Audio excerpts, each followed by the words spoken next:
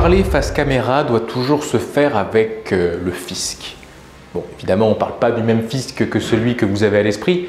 Le fisc, pour moi, c'est le fond, c'est l'image, c'est le son et le cadrage. Fond, image, son, cadrage. Voilà les 4 réflexes à avoir quand vous parlez en public depuis votre ordinateur ou en tout cas à distance. Le fond, gardez bien à l'esprit que si votre public ne vous regarde pas tout le temps, vous êtes quand même entouré de ce fond. Alors, je ne recommande pas le fait de flouter son fond, on a l'impression de devoir cacher quelque chose et quelque part cela attire encore plus l'attention. Mais pensez bien que vous êtes dans un fond et que ce fond, s'il n'est pas orienté sur votre thème, doit être le plus neutre possible. L'image que vous donnez à voir, vous êtes vu avant d'être entendu, avant d'être compris. Dès lors, votre image passe par la façon que vous avez de vous tenir, mais aussi la façon que vous avez de vous vêtir. Rappelez-vous de cela.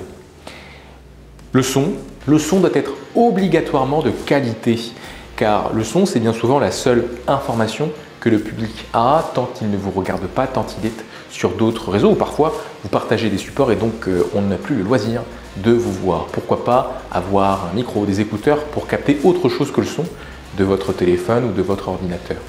Et puis le cadrage. Le cadrage le plus intéressant pour une prise de parole à distance, c'est une légère plongée. Parfois, on se filme depuis le bas et donc on voit avec beaucoup d'abusement les trous de nez des orateurs qui s'expriment devant leurs ordinateurs. Pensez à vous filmer en ayant un cadre juste en face ou légèrement au-dessus et à créer un effet de plongée qui sera beaucoup plus intéressant qu'un effet de contre-plongée. Parler en pensant au fisc, au fond, à l'image, au son et au cadrage. Et nous, on se retrouve demain pour une nouvelle vidéo sur la prise de parole à distance.